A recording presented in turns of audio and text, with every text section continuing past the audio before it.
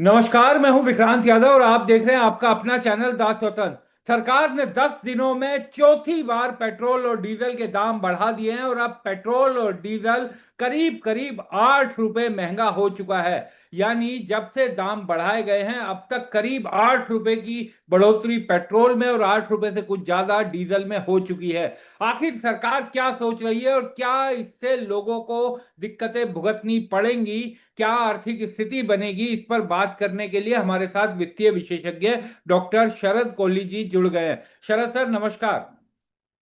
नमस्कार विक्रांत, आपको और स्वतंत्र के सभी फॉलोअर्स, व्यूअर्स, सब्सक्राइबर्स को मेरा अभिवादन। शरद सर, 10 दिन, चौथी बार, और इस बार 2 रुपए 61 पैसे पेट्रोल में और 2 रुपए 71 पैसे डीजल में। 10 दिनों में करीब करीब 8 रुपए की बढ़ोतरी हो चुकी है सर ये।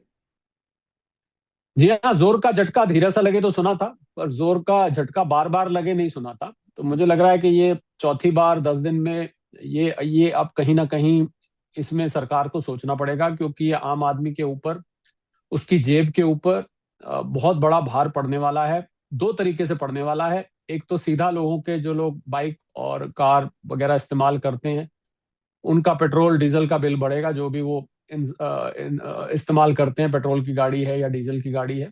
दूसरा दूसरा जो उससे बड़ा भयंकर इम्पैक्ट पड़ेगा, वो पड़ेगा इन्फ्लेशन पर, महंगाई पर, जिसमें आपकी जिंदगी में इस्तेमाल होने वाली लगभग हर चीज महंगी होने वाली है यहाँ से।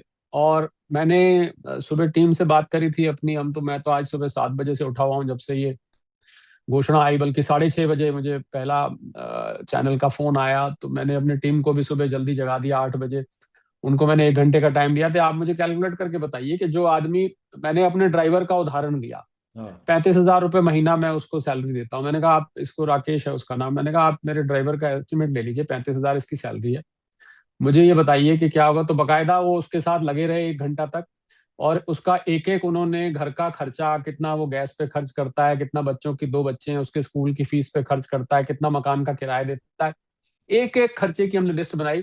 उसने मुझे कहा, सर 1,500 रुपये महीने मुझे किसी किसी महीने बच जाते थे। हम्म। हमने कैलकुलेट किया कि अब उसके ये जो दाम बढ़ेंगे, इसका हमने कैस्केडिंग इफेक्ट निकाला, तो उसको अब जीरो के बराबर बचेगा। 1,250 रुपये पूरी बढ़ोतरी आई कुल मिला के, क्योंकि वो आता मेरे यहाँ पब्लिक ट्रांसपोर्ट से है, वो भी बढ़ने वाली है, वो भी मिला ले तो हम्म। ये जीरो हो जाएगा। तो उसकी सेविंग्स गई, यानी कि अब वो ऐसे मुकाम पे खड़ा है कि जरा सा भी कोई महीने का फालतू खर्चा आया, हाँ। और अब जो वो 1,500 हजार रुपये महीना बचाता था, जो साल के 10-12 हजार रुपये एक बफर स्टॉक रखता था, वो भी गए। हम्म। तो मुझे लग रहा है कि सरकार या ऑयल मार्केटिंग कंपनीज हैं, पेट्रोलियम मिनिस्ट्री है, जो भी इसमें सरकारी तंत्र इन्वॉल्व है, अब उनको सोचना पड़ेगा। अगर वो नहीं सोच रहे हैं तो अब वो गलती कर रहे हैं।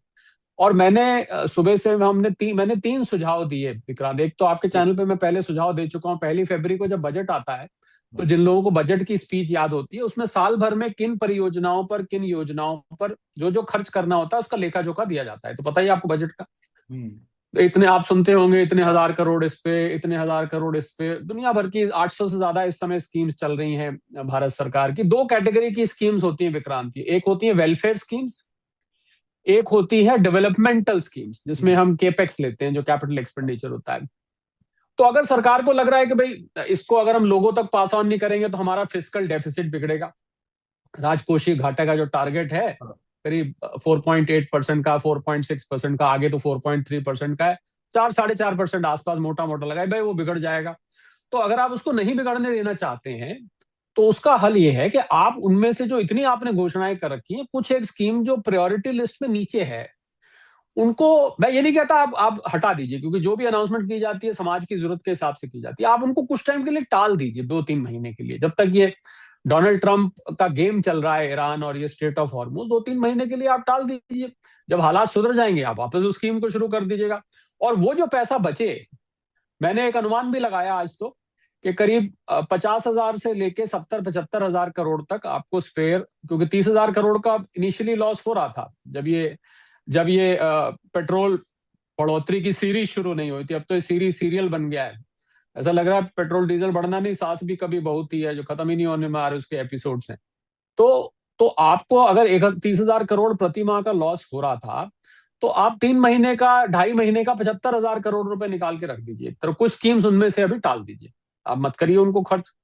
और जिससे कि जनता, आप ये कह रहे हैं कि वो जनता के ऊपर हो रहा है, तो जनता के तो ये तो वो जनता के हाँ, ये ऊपर तो होगा, सीधा पड़ रहा है। वो, हाँ वो जनता के ऊपर होगा जब उसको 6 महीने, साल में, 2 साल में उसका बेनिफिट मिलना शुरू होगा।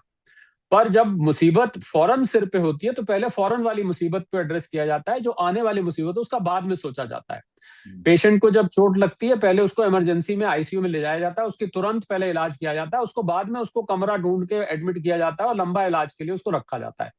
तो आप क्या कर रहे हैं, आप पहले लंबे वाले इलाज के लिए आपने कर रहे हैं, जो अभी उसको चोट लगी है पहले उसको तो ठीक करना पड़ेगा ना। ये तो बात सोचनी पड़ेगी कि पहले आपको जो इमीडिएट सिर पे मुसीबत है पहले उसको आपको लेना पड़ेगा। अभी क्या हो रहा है कि आप जो पेशेंट को जो लंबी वाली बीमारी है जिसका इमीडिएट इम्पैक्ट नहीं है, आप उसको पहले ट्रीट कर रहे हैं। जो उसको चोट लग के खून बह रहा है पहले आप उसको नहीं रोक रहे हैं। तो ये थोड़ी सी यहाँ पर मुझे लग रहा है कि अब गलती हो रही है, क्योंकि 7.5-8 रुपए बहुत बड़ी अमाउंट है। मैंने आपको एक अपने 35,000 रुपए महीना कमाने वाले का आपको हाँ, उदाहरण भी दिया है। तो एक तो ये सजा, दूसरा मेरा सुझाव है तुरंत जीएसटी काउंसिल मीटिंग बुलाई जानी चाहिए। उसमें 21-22 राज्य इस समय एनडीए सरकार के हैं।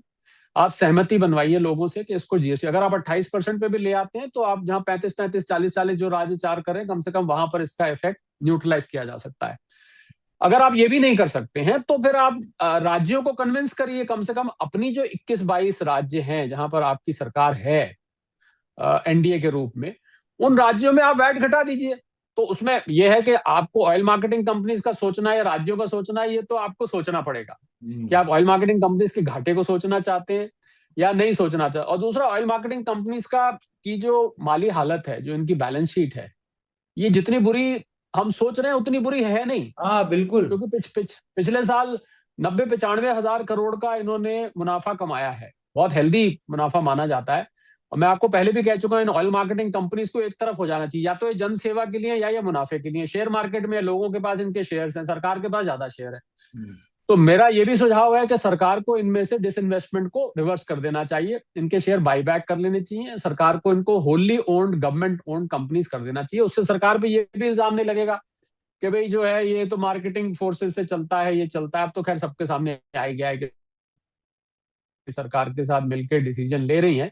तो आप पूरी तरह से सरकारी हो जाएं और ब्रेक इवन पे चलें, ना ना ना घाटा सहे ना मुनाफा सहे। और घाटा अगर सहना पड़े ऐसे हालात में तो सरकार इनको कॉम्पेंसेट कर दे। अभी ये कहीं बीच कगार में है, ना ये इधर की है ना ये उधर की है। 94,000 करोड़, 95,000 करोड़ का अगर आपको मुनाफा हुआ है तो आप 30,000 करोड़ का आप घाटा ले लीजिए 2 महीने। चलिए, आपने कहा कि आपका मुनाफा धुल गया सब, ठीक है, क्योंकि अब 2.5 महीने हो गए तो 60,000 करोड़ लगाए हम, और पूरा नहीं धुला है। तो मुझे लग रहा है कॉर्पोरेट बॉडी जो कि सेमी गवर्नमेंट ओन्ड है उसके लिए ये भी एक मेरा सुझाव है। और 3-4 चीजें हैं, मुझे लग रहा है इसमें से कुछ ना कुछ सरकार को करना चाहिए। अगर सरकार ऐसा नहीं करती है तो अब विपक्ष से लोग जो है अब सड़क पे उतरेंगे, और सड़क पे उतरेंगे तो ये लोगों की दुखती रग है।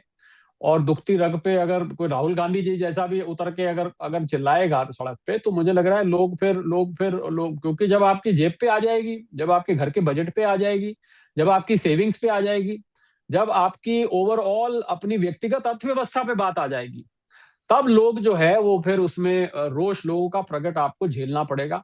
और ये इस बढ़ोतरी से मुझे भी ऐतराज है, क्योंकि हालांकि मैं फाइनेंस को, इकोनॉमिक्स को पूरी तरह समझता हूं, मुझे मालूम है। और दूसरी इसमें एक आज हैरानी वाली बात यह है कि आज ही क्रूड ऑयल $100 से नीचे हाँ, गया। तो ठीक है, आपने निर्णय ले लिया होगा वीकेंड से पहले, अब मार्केट खुलती है जब, तो आप जब नीचे गया है और उधर से ट्रंप के संकेत भी आ रहे हैं कि भाई हम कुछ समझौता होने वाला है, हो रहा है, कुछ उम्मीद बन गई है वगैरह, वो टिपिकल वो जो चलता रहता है उनका यस एंड नो का गेम, बस होने वाला है, वो हमें यूरेनियम देने को तैयार हो गए हैं, ये वो कुछ एक तरफा बयान, कुछ दो तरफा बयान। पर जब $100 से नीचे आ रहा है और अगर समझौता, तो ये अनिश्चितता तो दोनों तरफ से है ना, अनिश्चितता बढ़ने की भी है और अनिश्चितता घटने की भी है। तो मेरे से तो ये भी सवाल पूछा गया विक्रांत की अब ये कल को घट जाता है तो ये घटाएंगे?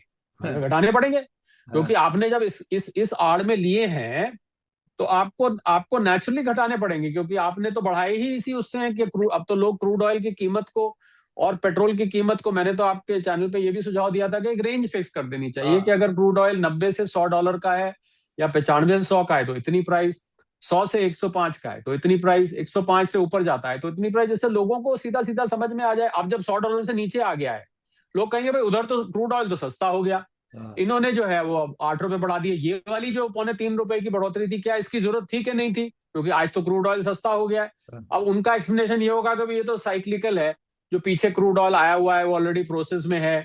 प्लस ये 99 पे कितने दिन टिकता है वगैरह वगैरह। तो बहुत ही मुझे लगता है इसमें ना बहुत ही धूमिल सी, बहुत ही ट्रांसलूसेंट जिसको कहते हैं, पूरा स्पष्ट रूप से लोग जनता देख नहीं पा रही है। और जनता जितनी आजकल इंफॉर्मेशन, सोशल मीडिया का जमाना है, लोग एक दूसरे के संपर्क में रहते हैं, मीडिया प्लेटफॉर्म्स भी इस बात को चलाते हैं, बोलते हैं। तो अब समय आ गया है कि सरकार को यहाँ से एक्ट करना पड़ेगा। अब आप ये बढ़ोतरी लोगों के जहन में हजम करवाने में बहुत ज्यादा कामयाब नहीं होंगे, ऐसा मुझे नजर आता है। सर, जिस तरफ आपने इशारा किया कि तेल कंपनियों ने मुनाफा पिछले साल भी कमाया करीब 96,000 करोड़, ये सर जो आखिरी क्वार्टर है, जब युद्ध एकदम अपने चरम पर था, जनवरी से लेकर मार्च तक, इस दौरान भी 19,470 करोड़ रुपए का मुनाफा हुआ है, जो पिछले साल सेम पीरियड यानी इसी अवधि के दौरान जितना मुनाफा हुआ था उससे 40% ज्यादा है। तो उसके हम्म। बावजूद ये कहा जा रहा है, मंत्री जी कहते हैं कि 1,000 करोड़ का रोज नुकसान हो रहा है, और खाते कह रहे हैं कि 40% मुनाफा पिछले साल के मुकाबले बढ़ा है। वो क्योंकि लास्ट क्वार्टर के नंबर्स हैं जनवरी मार्च के, तो लड़ाई शुरू हुई थी 28 फरवरी को, तो उसमें एक ही महीना आता है। प्लस क्या होता है कि इन ऑयल, पूरा जो ऑयल पूल का गेम है विक्रांत, इसमें ना कुछ कुछ लैग चलता है। हम्म। लैग मतलब कुछ पुराने रेट पे आया होता है, कुछ नए रेट का होता है, कुछ आपके पास ऑलरेडी रिफाइनिंग प्रोसेस में होता है। तो बिल्कुल, मैं तो स्वयं इस बात को कह रहा हूं कि अगर आपने मुनाफा कमाया है, और चलिए आपने 76 दिन तक आपने कीमत नहीं बढ़ाई, तो ये जी। बात तो मैं स्वयं ही कह रहा हूं कि अगर आपने मुनाफा कमाया है और आपने 76 दिन उस मुनाफे को इस्तेमाल भी किया है, तो हाँ। अच्छी बात है। यहीं से बात आती है ना, जो मैंने आपको कही, बात ये आती है विक्रांत कि आप एक लिस्टेड कंपनी है, तीनों की तीनों कंपनी लिस्टेड है। तो लिस्टेड कंपनी का मुनाफा कभी इस्तेमाल होते दिख रहा है, हाँ। कभी आते दिख रहा है, कभी सरकार के कहने पे चलते दिख रहा है। तो ये मुझे लग रहा है ये ठीक नहीं है। इन हम्म। कंपनीज को पूरी तरह से सरकारी कंपनीज कर देना चाहिए। इनमें डिसइन्वेस्टमेंट जिसको बोलते हैं, उस प्रक्रिया को रोक देना चाहिए। बल्कि जो शेयर्स पब्लिक के पास है उसको आज की कीमत पे बाय बैक कर लेना चाहिए। पूरी तरह से आप रखिए, क्योंकि बहुत सेंसिटिव मुद्दा है। और यहाँ पर आप मार्केट फोर्सेस पे देखा, आपने मार्केट फोर्सेस पे छोड़ के देखा पेट्रोल डीजल को? याद होगा आपको उन दिनों में जब रोज 10 पैसे 15 पैसे हाँ। बढ़ती थी, घटती थी, डेली डेली हफ्ते के हफ्ते प्राइस अपडेट होती थी, वो वापस लेना पड़ा ना सिस्टम। तो हाँ। मुझे लग रहा है कि जब तक हमारी 87-88% निर्भरता विदेशी आयात पर है क्रूड के मामले में, तब तक हम, ये एक ऐसी कमोडिटी है, इसको हम मार्केट फोर्सेस पे नहीं छोड़ सकते। और अब देखने को मिल भी रहा है, अब सरकार निर्णय ले रही है। अब तो वो बात तो चली गई, खत्म हो गई कि भाई ये लोग मार्केटिंग कंपनी है, ये अपने आप निर्णय लेती है। वैसा तो नहीं है ना, हम्म। क्योंकि ये तो इलेक्शन भी सिद्ध कर देते हैं, और मार्केटिंग कंपनीज को इलेक्शन से क्या लेना देना है? नहीं तो।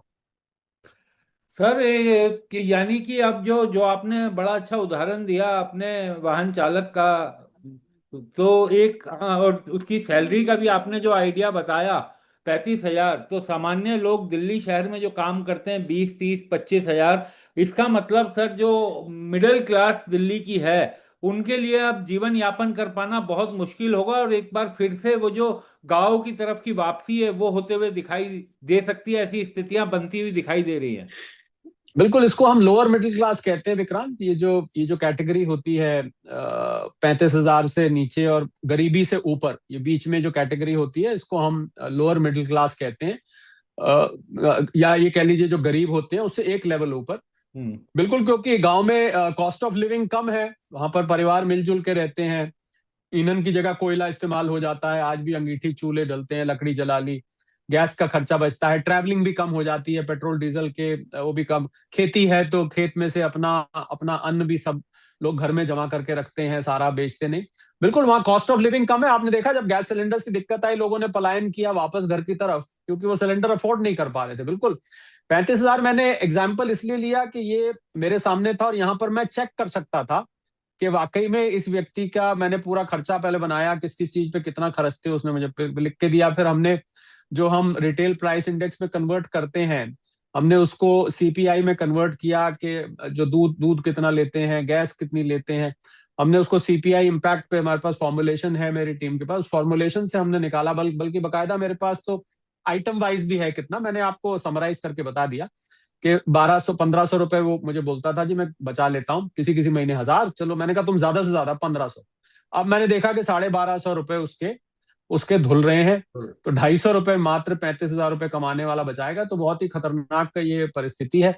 और मुझे लग रहा है अब सरकार को इसमें सोचना, अब अगर सरकार ने नहीं सोचा तो सरकार अपने लिए एक बहुत बड़ी मुसीबत खड़ी कर लेगी।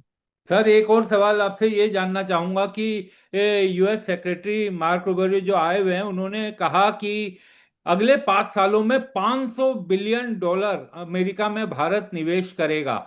तो सर इस समय ऐसी स्थिति हमारी खुद की बनी हुई है, और ऐसे में अगले 5 सालों में $500 बिलियन का निवेश, तो और अभी भारत का जो एनुअल इंपोर्ट है वो करीब $40 बिलियन है।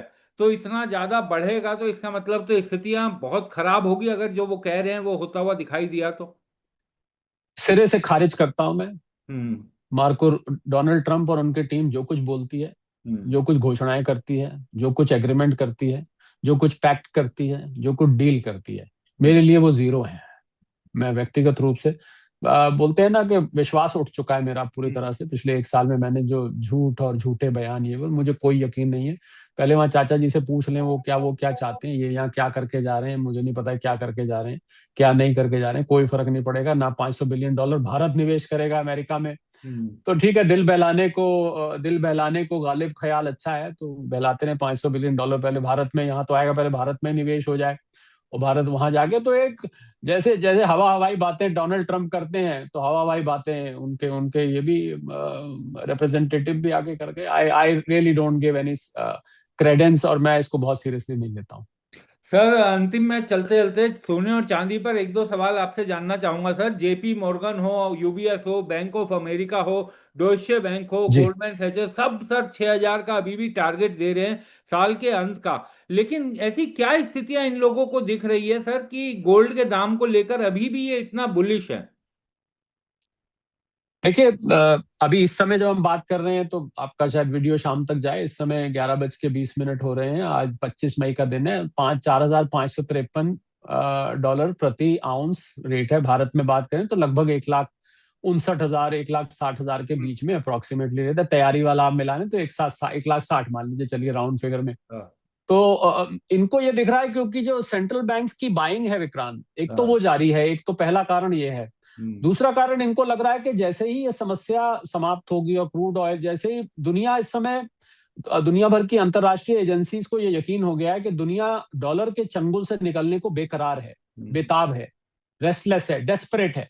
हम्म। किसी भी तरह देश हो जाए, कंपनीज हो जाएं, अर्थव्यवस्थाएं हो जाएं, सेंट्रल बैंक्स हो जाएं, सब डॉलर के चंगुल से निकलना चाहते हैं। आज दुनिया की आधी जो आर्थिक समस्या है उसका कारण डॉलर है, तो आप मानेंगे इतने दिन से हम बात कर रहे हैं, बिल्कुल। सारी मुसीबत डॉलर की वजह से है। तो ऐसे में वो डॉलर, उनको पता है कि डी डॉलराइजेशन होना ही होना है। हम्म। तो डी डॉलराइजेशन मैं एक ऐसी चीज मानता हूं जो सोने और चांदी की कीमतों को बहुत ऊपर लेके जाएगी। हम्म। सबसे बड़ा कारण अगर कुछ है तो वो डी डॉलराइजेशन। तो डी डॉलराइजेशन मुझे लग रहा है कि होना ही होना है। उनको ये दिखाई दे रहा है कि भाई डी डॉलराइजेशन हुआ।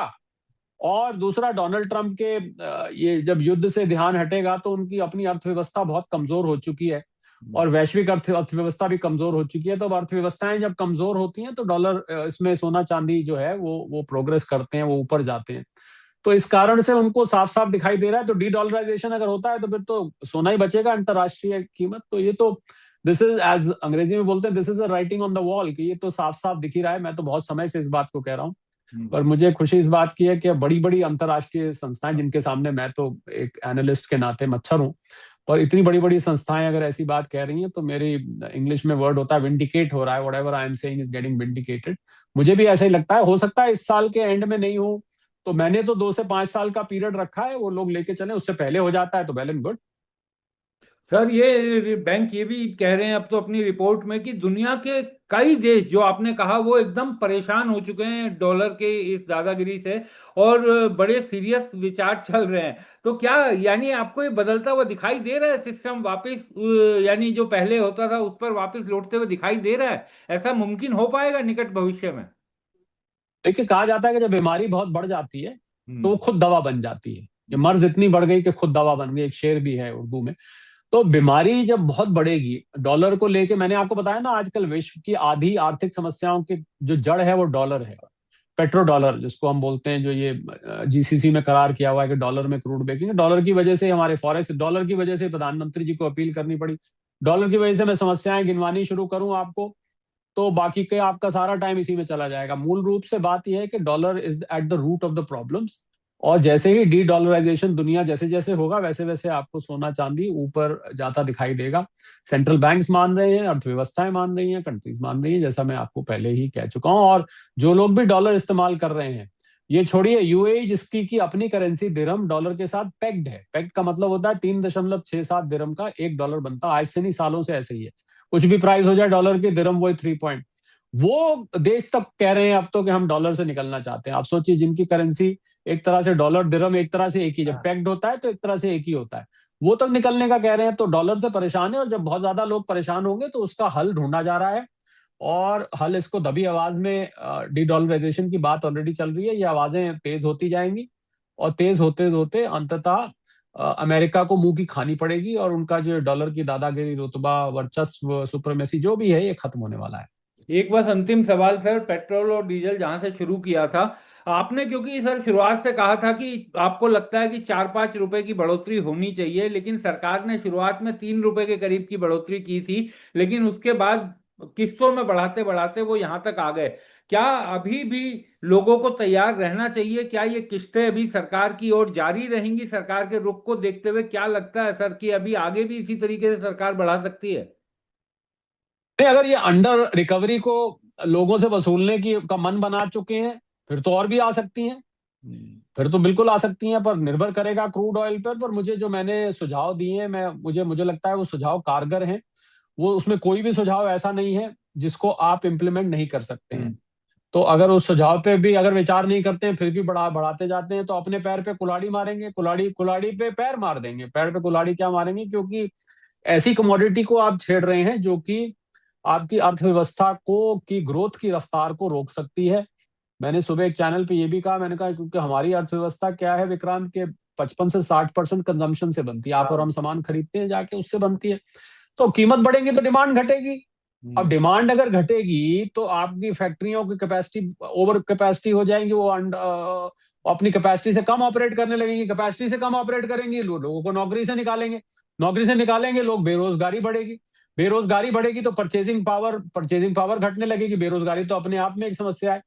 तो मुझे लग रहा है कि ये खाली पेट्रोल डीजल बढ़ना नहीं है, इसका बहुत आर्थिक रूप से इसका बहुत दूरगामी इफेक्ट है, वेरी फार रीचिंग, और बहुत डीप इम्पैक्ट पड़ता है इसका।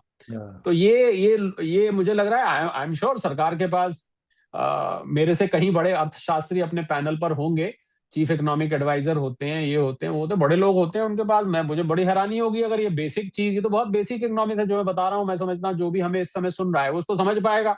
महंगा, आप अगर कोई चीज 4 किलो लेते हैं महीने की, उसकी रेट अगर डबल हो जाता है या 50% बढ़ जाता है, आप कहते हैं भैया इसको 3 किलो लेकर आओ। अब जो वो बना रहा था, सब लोग ऐसे ही निर्णय लेंगे तो उसको कम बनाना है ना, कम बनाना है तो फैक्ट्री कम चाहिए, तो आदमी कम चाहिए, आदमी कम चाहिए तो नौकरी जाएगी तो बेरोजगारी फैलेगी, परचेजिंग पावर और घटेगी। तो ये तो बहुत बेसिक इकोनॉमिक्स है। मुझे लग रहा है सरकार को अब समझ जाना चाहिए, अब समय नहीं है। और बल्कि मैं तो ये भी कहूंगा विक्रांत कि आज जो इतनी बड़ी बढ़ोतरी हुई है ₹3.25 की, इसको वापस ले लेना चाहिए, क्योंकि क्रूड ऑयल भी नीचे आ गया, और आरबीआई के इंटरवेंशन की वजह से मैं अभी देख रहा हूँ स्क्रीन पर, रुपया भी 95 के आसपास पहुंच गया, कहा 97 पहुंच रहा था। तो दोनों दोनों मोर्चों पर कुछ राहत है, तो इसको वापस ले लेना चाहिए। अगर ये वापस भी लेंगे ना, मैं आपको ये बता रहा हूँ, तो फिर मंशा पे उतना शक नहीं होगा। अगर साथ साथ आप वापस, जब नीचे आया वापस ले लीजिए। इसीलिए मैंने वो रेंज वाली बात करी कि आप 90 से 95, 100 से 105 रेंज फिक्स कर दीजिए, जैसे जैसे नीचे आया आप घटाते रहिए, उससे लोग फिर कन्विंस रहेंगे भाई वाकई अंतरराष्ट्रीय कारण है। एक बार बढ़ गया और घटेगा नहीं, तो वो तो बिल्कुल जले पे नमक छिड़कना हो जाएगा। बिल्कुल सर, बहुत बहुत शुक्रिया। और उम्मीद यही की जानी चाहिए कि सरकार को थोड़ा सा सद्बुद्धि हो, और ये जो बढ़े हुए दाम है और आपके सुझाव को मानते हुए इसको वापस लिया जाए, क्योंकि इसका असर तो साफ दिखाई दे रहा है लोगों के जीवन पर। बहुत बहुत शुक्रिया Sharad sir. Thank you so much.